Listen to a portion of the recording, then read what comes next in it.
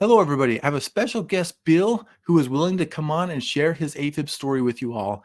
He also recently had an ablation in November 2023. His experience was actually different than mine, and we discussed this in the video. Let's get right to Bill's story. We start out with Bill discussing his first AFib episodes and how he learned he had AFib. Thinking back, I think my first experience was in 2019. Now, I was in Cleveland working with a friend of mine, and I woke up one morning and I was in the second floor of this hotel and went down to get some coffee. And walking up the stairs, I didn't feel anything until I started walking up the stairs. Okay. Except I had kind of a sour stomach feeling, almost like indigestion. Mm-hmm. And I walked up the stairs and I was just like, I just didn't have the energy. I just felt like winded going up a flight of stairs. I couldn't believe it. Yeah. And then I'm a pretty big fitness guy, and my buddy and I are into disc golf. Mm-hmm. We were going out disc golfing, and anytime I hit some type of elevation that day, it was the same thing. And I almost thought about going to the hospital. We were flying back that day, and I thought, I get home and I took some, like stomach stuff, and within a day or so, it had gone completely. And then over the next couple of years, so it was 2019, over the next 3 or 4 years, I had maybe 3 or 4 incidents like that, but they were shorter in duration. And what I was doing, I would take like this probiotics, and I thought it was all stomach related. Mm-hmm. And it never even occurred to me. But then when I got out here in Tennessee, we got some pretty good acreage here, and I got some hills on my property, and I take my dogs around the entire property every day. And a couple of times over the last year or so, I'd be out on my morning walk and I'd just be winded, just feel like, winded. And I'd just kind of mosey on back to the house. And usually later that day I was fine. And I never connected it. I get my annual health. I just turned 61 last year. I get my health screenings every year. I've never had any problems.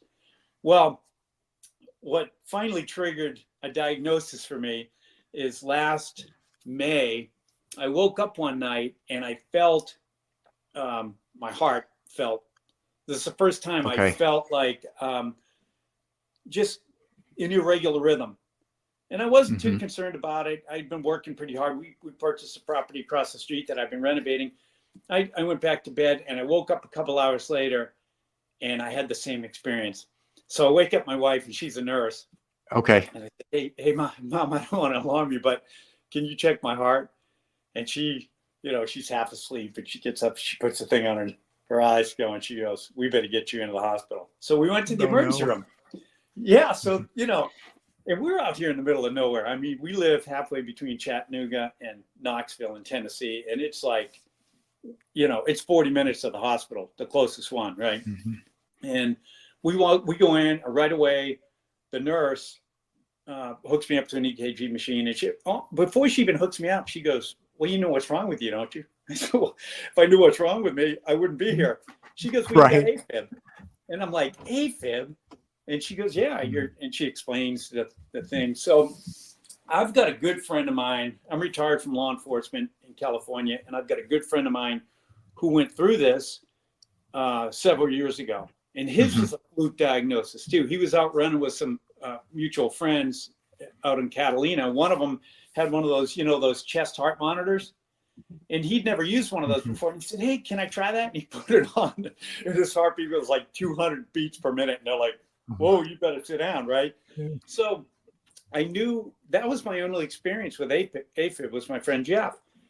And so I immediately do what everyone does, right? I get home. And I just didn't feel right for about 3 or 4 days. They put me on, what's that? Cardizam. 120 milligrams of Cardizam and a baby aspirin is what they assigned me. Okay. And then I went through some tests and that kind of stuff. And fortunately, I had an EKG or echocardiogram. There's no damage to my heart, nothing like that. And we had just, like I said, we had moved out here, so we were in a weird spot. We didn't really hadn't settled on a real a family physician, and we were just kind of in flux. And the doctor I went to initially after the emergency room, I didn't care for the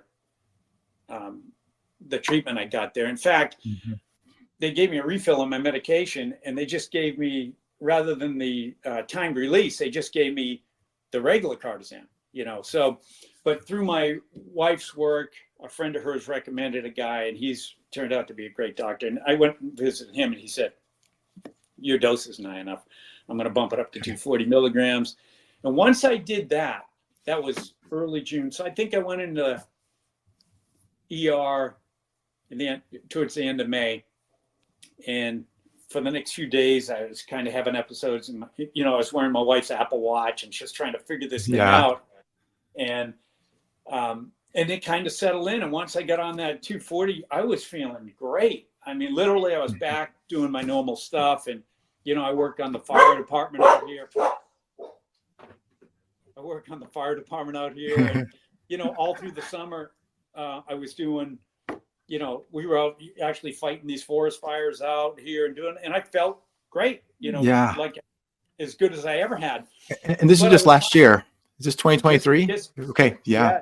So it started in May, and then, but watching your channel, watching other channels, and talking to my friend Jeff, it seemed to me everybody recommends an ablation. I mean, my understanding is this thing isn't going to get better. Your best chance is to get it fixed as early as you can while it hadn't advanced too far. And I talked to, and I went through this kind of a similar situation with my cardiac doctors. I went to, after I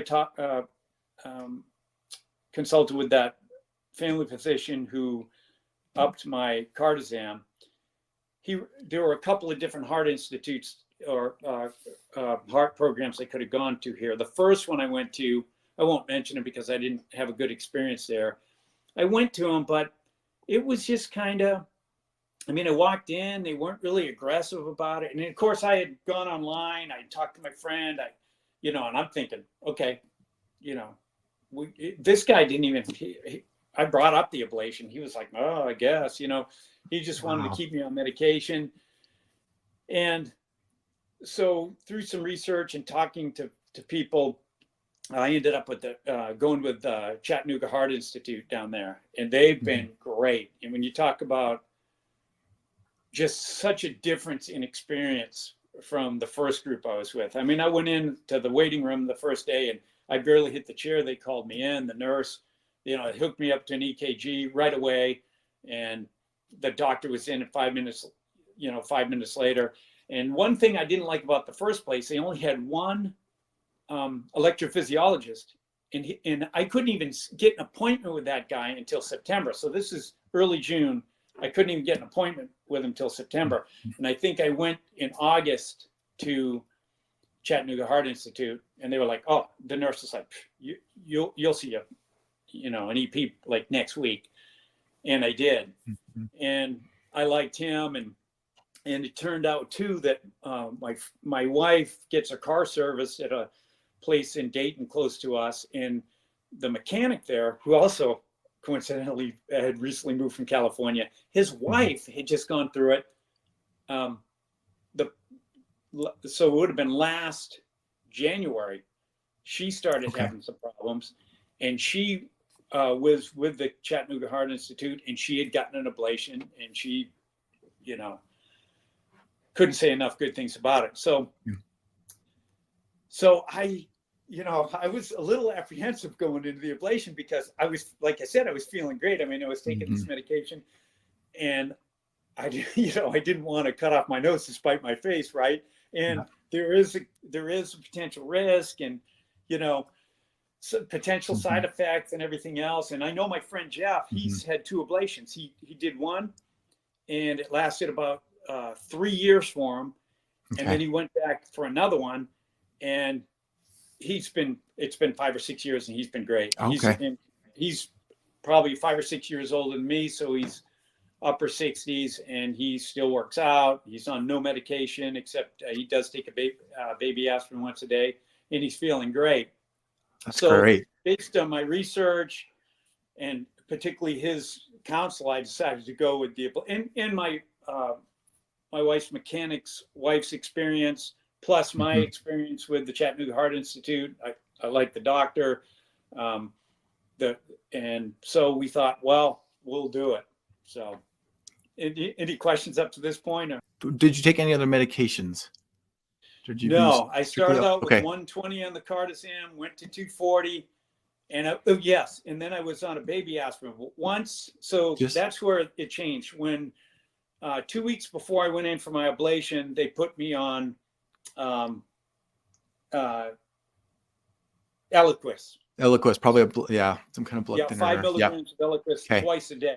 And I was apprehensive. For some reason, I was reluctant to go on a blood thinner. I really didn't want to do that. But I've been on it since then, and I haven't experienced anything negative from it. But the goal is, so I went on 2 weeks before the procedure, had the procedure, and I go in for my follow-up next week. And I'm hoping we're going to discuss maybe coming off the medications. So we'll see. It's a little too early for that, but the procedure was a whole nother matter. So when did you have it? It was pretty recent, right? Yeah, it was November 21st, I believe. Okay. So no, I'm sorry, November 29th, after Thanksgiving, November 29th. So very recent. Yeah, very recent. And that was interesting. And I'll tell you this is what I would, talking to people, really my doctor, he mentioned, there's some discomfort, but everything was nothing seemed significant. And my friend Jeff, I talked to him and he's like, and I watch your video and your experience, right? Nobody really mentioned too much of an effect from the ablation. And my buddy Jeff, he's like, I don't remember anything. He goes, honestly, I remember just going slower than I felt I needed to because they wanted me to take a certain amount of time. He says, honestly, it's been 4 or 5 years and I don't really remember it. And it seemed like to me it was going to be a quick, an easy in and out situation. There's only one guy, a guy on the fire department with me down here. And he's an older guy and he's had some heart issues. And by that point, I'm pretty confident. My stress test was fantastic. Like I said, my ECG was good. Everything was good. I've been feeling great. I work out almost every day, right? So there were no negatives, right? And so I go in, I have the procedure. The staff was amazing. I can't say enough about the people at Memorial Hospital down there in Chattanooga. But I get out, so I wake up, I go in, I think around, they prep you, right? They do all that, prep you. Right. I got in there at 5 a.m. They wheeled me in towards the emergency room, I guess about 7:30, or to the procedure room. And then I wake up, it's about 12:15. And they wheel, and it takes me a while to get my bearings. And then they wheel me back into my room where I started, where I'm getting where my nurse and everybody was. And I'm there from about 12:30, quarter to 1, till about 5:30 or so. And they wanted to get to the point where, you could walk around the hall and go to the bathroom. So I accomplished those things, but I did notice my groin was very sore. And I felt kind of weak in my legs, right? Walking around, and I've been off my feet for 5 hours, So, but we go home, and that was one of the things. My wife was concerned. I think she would have preferred I stayed in the hospital because we did, like I said, we live 40 minutes from. We're an hour and 20 minutes from that hospital where we had the procedure, and the closest ERs from here is about 40 minutes each way, and they're not as good as Memorial, right? Right.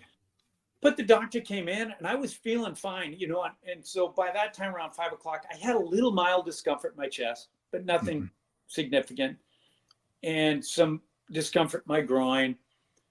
But beyond that, I was feeling pretty good. And it's already several hours after the procedure. And I thought, well, we're probably the worst it's going to get. And if this is what it is, and the doc's like, you feeling good? There's no negatives. What do you think? You think you're up for going home? And I thought, well, sure. My wife's like, sure. So we get in the car, we go home. We get home. We're watching a movie. And towards about the end of that movie, the discomfort started kicking in. Oh no. Yeah. And for me, it Yeah. was rougher than I thought. Like that first night, I didn't get a wink of sleep. And I had in my chest, there was a discomfort that it wasn't pain, right? But I just couldn't get comfortable. I couldn't lay on my back. I couldn't get on my side. I just couldn't get comfortable. That night was miserable. And I ended up taking some Motrin earlier in the morning. And then when my wife woke up, I took some, so maybe around 2 in the morning, I took some Motrin. When my wife woke up, I took some more Motrin. It had been about 6 hours later. And then that sensation started to back off. And I ended up getting a little sleep, and I slept great that following night. But for me, it still knocked me on my butt. Like I would say for about 5 days, I just didn't have strength in my legs. I was walking around, and they told me, we don't want you, sitting around. We want you moving. Last thing we want is clotting. So keep moving. So even that first day when I was feeling uncomfortable, I had one of my little walking canes, right? Hiking poles, and I walk around the house. I think I got 3,000 steps that first day. And every day I increased my steps. And probably by the 4th day, I was outside walking on the flat areas of the property, right? And I increased my steps. I was probably within 6 days up to 10,000 steps, but I just didn't feel, I didn't feel strong. And I thought, man, what have I done to myself? Have I set myself back, But I wasn't, besides just some weakness and pain in my groin. I guess the whole point of telling this is I feel like I maybe underestimated the effect that a procedure like this has on you, And when the doctor came in to go over my the results, he showed some pictures and stuff that they took during the procedure. And what I thought was unusual is, which he said was unusual. They only, because before they put you on, or before they start the procedure, they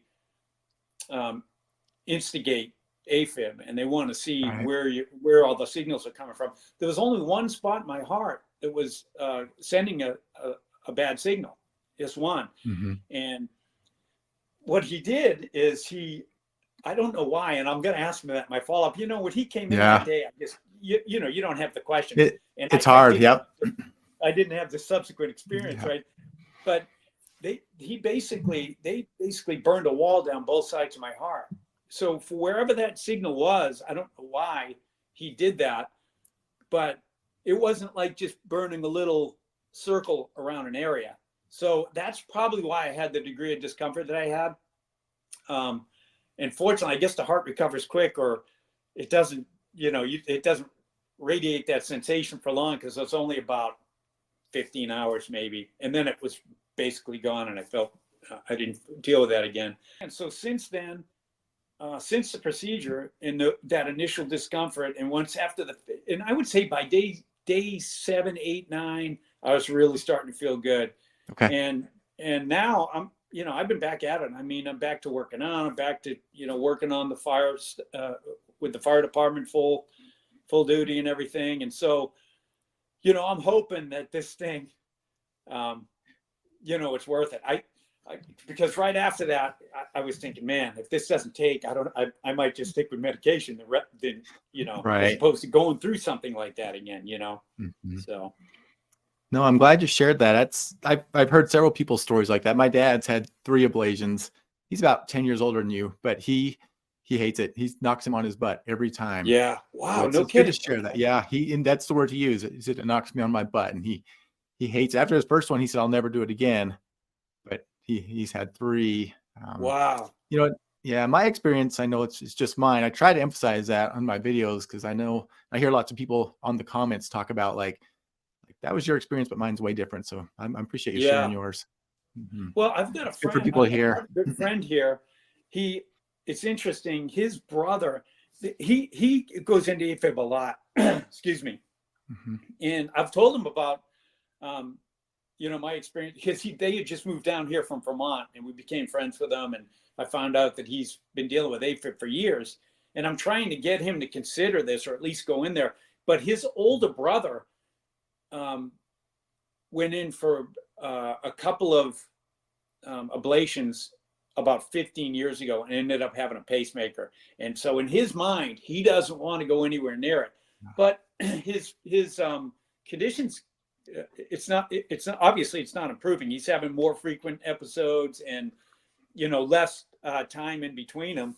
And everything I'm trying to tell him, hey, everything I'm hearing here, you need to get out in front of this thing, because if it gets to a point where it becomes, what's the word, persistent or whatever, then they may not be able to, they may not be able to help it with an ablation. So, I'm trying to, I guess everybody's different. It's, it's so true. Kind of weigh what you're willing to risk, I guess. Yeah. But my doctor emphasized that too with me. Let's do it as soon as possible while you're just having, intermittent episodes, paroxysmal AFib. Let's do it now rather than wait till it becomes persistent. So yeah, and that was exactly my approach. Everybody, most of the doctors videos that I watched from the medical EPs online, they recommended that. My friend recommended it, and I thought, well, I'm going to do it. And now that I've gotten through it, I feel like, hopefully it'll be worth it, right? Hopefully we get off this medication. Absolutely, that was my goal, and I've been lucky. I've been off everything. In fact, I'm 3 years. It'll be 3 years next month. That's awesome. I had my ablation, and I'm still good. So yeah, that's awesome. And I know a question I want to ask you. Did you have catheters just in your groin, or did you have one in your neck also? No, both sides of the groin. Nothing in the neck. Yeah, nothing up here. I noticed some people do have that. I did, and I've noticed they're doing that less and less. I don't know why. I asked last time my dad had ablation. I asked his EP why why they use the neck sometimes, why the groin. He says all you need is a good vein to the heart. That's all he would answer. He wouldn't tell me any specifics. So yeah, I've noticed a lot of people are commenting that they less and less, they're only having them in the groin. So I think it's good. Yeah, that's all I had. I mean, it seems like it's a longer way up, but but I don't know. I would rather be dealing with discomfort down here in the groin than up around here. Let alone both. I had two in the groin and one in the neck. So exactly. Exactly. Yeah. Hey, what do you think about this pulse ablation stuff that's coming up, or this new ablation technique? It sounds promising. I think it's under trials right now. Yeah. But it just sounds like it does a lot less damage to your heart. Sounds great. See, I was, like I said, I was feeling so good for the medication that I was on. I knew this thing was coming up. I'd seen some videos on it, and I was considering, well, maybe I should talk to my doctor about waiting to see. I don't know what how long it's going to take for them to get it out here. But then I talked to my friend Jeff, and he's like, look, this is a new procedure, right? So they really don't know, they're not going to know what. Good point. That's one thing about the ablations that we went under. This is a known technology. They've been proving it. Even Jeff said the experience from his first one, which was 7 or 8 years ago, to the second one, which is like 4 or 5 years ago, he says was night and day. And I guess the technology does keep improving. And so once I thought of that, I'm like, yeah, I might as well deal with this thing. See. So yeah, no, that's my electrophysiologist told me the same thing. He's like, we get better at doing this every year. So yeah, that technology gets better. Online. In fact, have you heard Dr. Desai, I think his name is, in Orange County? I haven't. No. Does he have a channel? He's all over. If you Google electrophysiologist and cardioablation, he's all over. It turns out I get talking to Jeff, because I was, like I said, we had just moved out here. I'm like, darn, I knew we were connected. I'd been out there for 30 years. The medical situation out there is completely different than out here in the country. I mean, you get down to Chattanooga, up in Knoxville, it's different. But so I'd been watching his videos, and I talked to my friend, and I'm like, yeah, I wish I had this guy. He goes, that's my doctor. Oh, wow. So cool. I'm like, man, I should have checked it. So, but that's my point. So going back and after recovering and kind of working through this thing, that's where I connected that back to 2019. And I'm thinking, you know what? Because since May, I have had no experiences like that. I had the little setback after the ablation, which I think was just, my body took a hit and I was recovering from it. I'm not a spring chicken anymore, you know, as much as I like to think I am. But beyond that, thank goodness I've been feeling great. So that's great. Yeah. So you, like you said, you're pretty much back to your normal activity pretty much. Yeah, I'm doing everything, That's no awesome. restrictions. And that, you know, That's that's great. what threw me off too. You know, kind of the guidance after that, I was trying to get some guidelines as to, you know, all they told me was don't lift anything over 10 pounds for 7 days. We don't want to, and they were really concerned without reinitiating the bleeding Right. in the groin, you know, rupturing the stitches. But the doctor knew because I told him, you know, I'm pretty active and you know, I've got a lot of property and I want to, you know, I got things I got to do around here. So he put an extra stitch in each one for me. He said, oh, nice. yeah, to take care of that. He knows your type. Yeah. Yeah. But it was like, I didn't, you know, I just didn't you know, I really didn't know when can you start exertion. And I'd ask my nurse and she goes, well, you can do that anytime. I'm like, well, yeah, obviously can't do it anytime. I like when my heart was hurting for that next 15 hours. So I didn't want to be exerting myself then. So, but I guess you just, you know, what I did is I just played it by ear. I mean, every day I did a little bit more. And I was probably, I think I waited the full 7 days and then I just started doing light body weight workouts. And, you know, within a week I was doing light weights and now I'm back to, you know, what I normally do. So just worked up to it. Yeah. Yeah. Yeah. So what's going on with you now? I mean, with the other situation with your appendix, everything so looks it's good. Really good. I saw my oncologist last week. She took a CT scan and examined it and she said nothing in there concerns her. So wow. Yeah, it's been really good. I mean, I mean, she cleaned it all out. They rinsed my insides with chemotherapy. Wow. And yeah, I mean, it can be really successful. She says if it does recur, it's usually between 5 and 10 years. And I'm really fortunate for, like, on the spectrum of aggressiveness, like this is on the low end. So she said, even if it does recur, yeah, it grows really slowly. It doesn't usually go in your lymph nodes. I think they dissected like 29 of my lymph nodes. They were all fine. So she's really positive. Just go about your life. I'm doing another CT scan in 3 months. So as long as everything stays good, I'm getting back to normal we'll too. We'll be praying for you on that. I mean, thank you. Yeah, boy, I mean, I really appreciate that. That's like going from the firing pan to the fire, right? Yeah. Well, what was the recovery like from that? Because you had an exploratory surgery and then the actual surgery, right? Correct. Yep. So in July, she did exploratory, just laparoscopically looked around in there, took pictures, got pictures of my insides, which should have never seen the light of day, but but yeah, and that one was, it was laparoscopic, so just 3 little holes on my side. Recovered, same thing. You can't lift anything for, gosh, I want to say I was maybe a month on those. She didn't want me to lift anything. Then the big surgery, I think you probably saw that picture I put in that video. But the incision is literally all the way down my stomach and into my, below my belt a couple inches. Wow. And that one, she told me it takes a good 3 months to feel normal again. And she was about right. In fact, just tonight before we met up, my son and I were doing a little workout, and I'm still, like, I do push-ups, but I do them on my knees still. I go up to my feet a little bit, but you just feel that stress on my abdomen. You get to my age, you got to do them on your knees again. Anyway.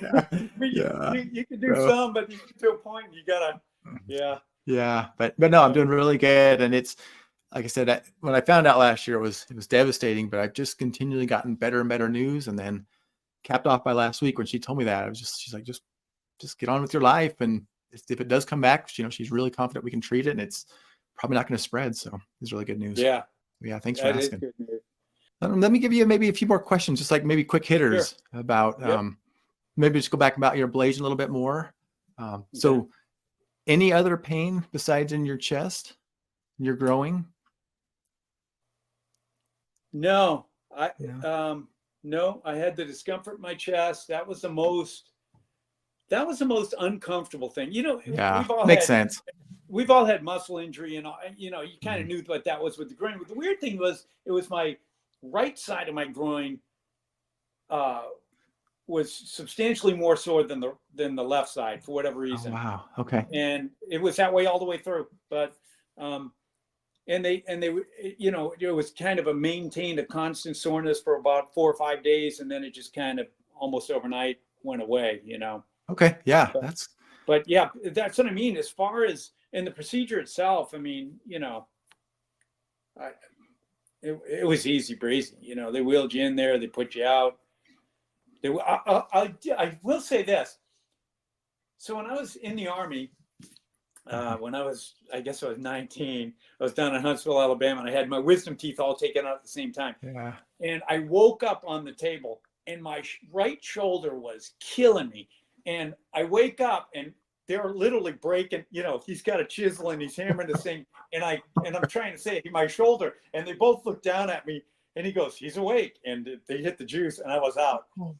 And Wow. it was the same thing here. When I woke up on the table, that was the first thing I felt. So whatever it is with my body position, when I'm laying flat on my back, it must put stress. My shoulder was kicked because right away, when I wake up, I start reaching for my shoulder, and the guy's like, "Hey, you know, hey, just lay flat." And I'm like, "My shoulder's killing me," and I had to massage it. And then when I got to move it a little bit, it kind of went away. So I do remember that, but that had nothing to do with the procedure. I think that's just my body mechanics, you know. Just your body, yeah. How about your lower back when they made you lay there for so long? Did that bother you at all? It was a little bit, but not bad, really. You know, it was kind of, for me, it was kind of the effects of the medication were going off.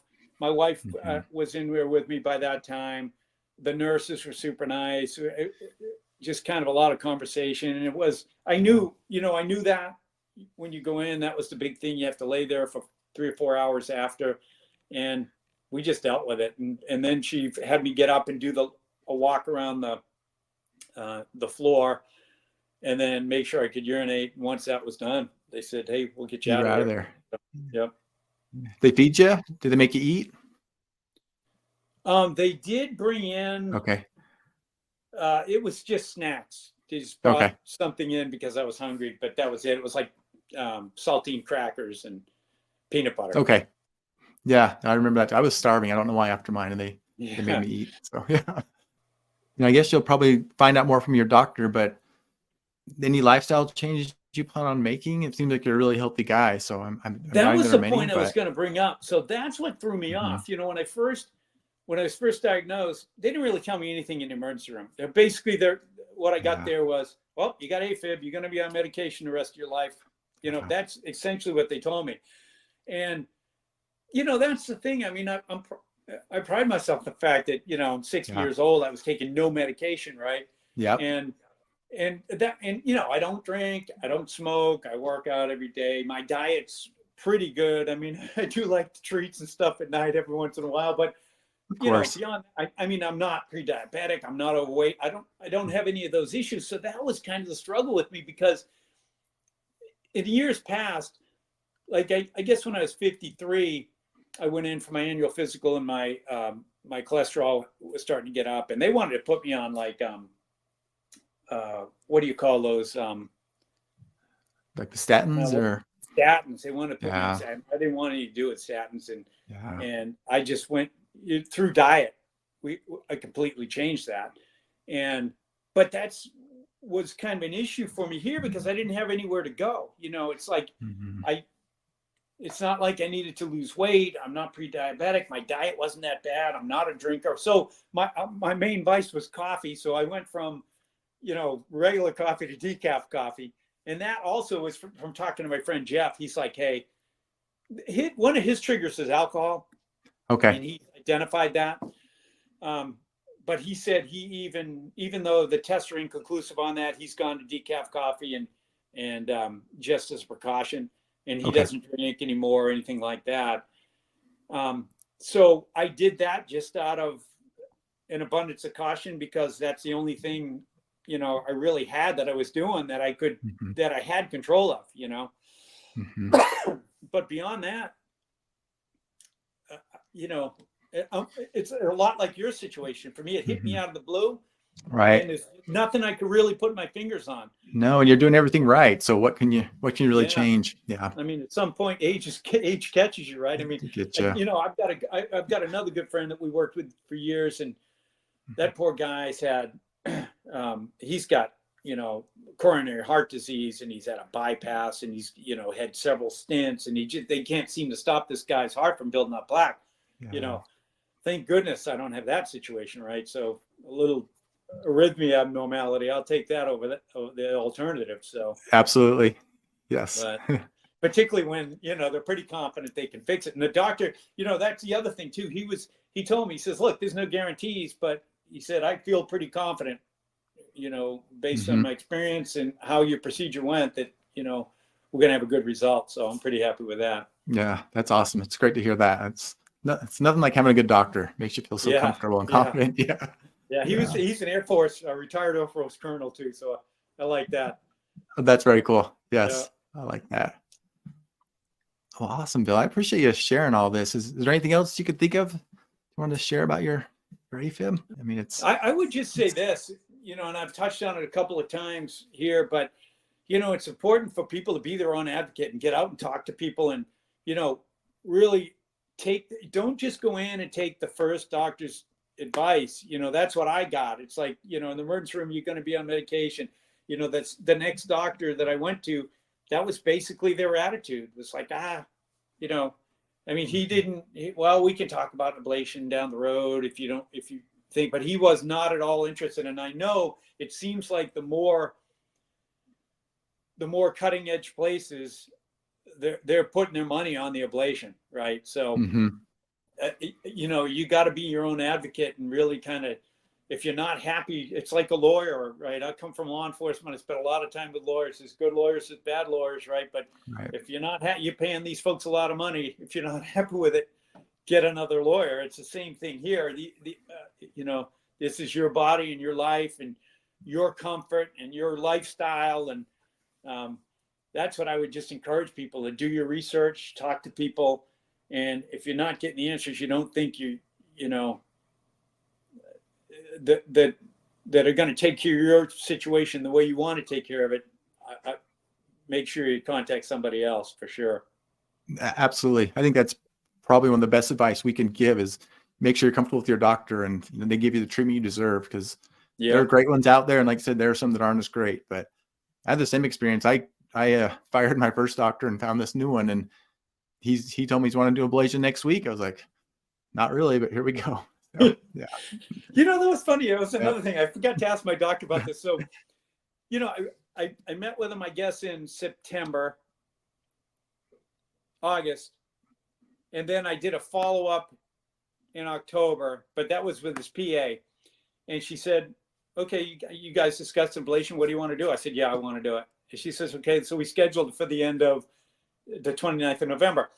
And, he was very adamant that, hey, we need you on blood thinners and, make sure 2 weeks beforehand and all that. And then I get a call from him. This is the one weird thing from CHI that the one weird experience I had. I get a call from him and they're like, hey, your doctor had a cancellation tomorrow and he's wondering if you want to have your ablation tomorrow. I go, have my ablation tomorrow. Number one, it was before Thanksgiving and I had all my kids coming in. Right. And I didn't know what the recovery time was going to be. But I told her, I said, I haven't even picked up my blood thinners yet. Never mind take them. I mean, I'm not going to take them till 2 weeks out. So that was kind of bizarre. I thought, well, how important is the blood thinner then? Right. And I don't know, maybe he would have realized, well, he hasn't started those yet, so we can't put them up. But that kind of threw me off. But, yeah, it does. You're like, it's such a big deal to us, but for them, it's just like, oh, let's just fill this spot with next person in line. Yeah. Can you come in tomorrow? I was like, oh, no, I'm not psychologically ready to come in tomorrow. That's awesome. Well, Bill, I really appreciate you coming on. I can't thank you enough. Yeah, you bet, Steve. It's been my pleasure. Yeah, I think people will really get a lot of value out of this. Anything else you want to say to anybody? Do you want to promote your channel or anything? You're welcome to. Well, on my channel, it's a Catholic channel. So my channel is a domestic monk. If anybody's interested in the Catholic faith or wants to grow in their faith, you can check out my videos and I'd be happy for that. But really, I mean, this is about your channel and the people on their AFib journey and really, I just wish the best of luck for anybody who gets in this situation. So absolutely. I really appreciate coming on, and if you let us know what your doctor says, maybe shoot me a text or something. I'll let everybody know, and I know I'll be praying for you to get good news and hopefully get off your medications. So right on. I will reach out to you. Thanks very much. And we'll be praying for you. And I wish you the best. I hope that procedure, that second one, took care of business. So yeah, thanks so much, Bill. Yeah, I will keep you updated on that. Thank you. All right, Steve. Nice to meet you in person or on video. Yeah, it's nice to meet you. Thank you. Bill, thank you so much for sharing your story. I know it's really helpful for others who are suffering with AFib to see what others have gone through. Everybody who's watched this video, thank you. I really appreciate your support. If you're not sure what to watch next or want to watch another one of my videos, I'll put one right here. Other than that, everybody have a good day. Take care, and I will see you next time.